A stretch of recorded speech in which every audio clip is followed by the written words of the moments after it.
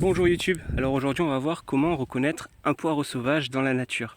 Alors ici à ma gauche, c'est un poireau sauvage, donc c'est un excellent comestible et je peux que vous le conseiller en omelette, en risotto ou même avec des pâtes, du poulet, etc. C'est vraiment très bon. Le goût est beaucoup plus prononcé que celui du commerce. Vous allez voir, c'est une véritable tuerie. Pour le reconnaître, eh bien c'est très simple. Déjà si on a l'habitude de voir des poireaux, ça pose aucun problème. Au niveau des feuilles, c'est la même chose, c'est tout doux, tout lisse, on dirait limite du plastique. Et puis quand on la coupe et qu'on la sent, ça sent effectivement le poireau. Alors, c'est plus proche de la cébette au niveau de l'odeur, mais c'est similaire au poireau. Ensuite, ça nous fait exactement le même corps que le poireau, avec cette peau que l'on a dessus, et que quand on l'enlève, on a effectivement le poireau. Alors, ensuite, il faut le tirer. Je ne sais pas si je vais y arriver. Hop, il s'est cassé. Voilà.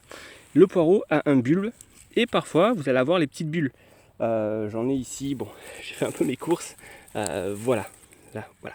Ça, c'est la racine avec les petites billes du poireau. Et donc ça, c'est un poireau sauvage.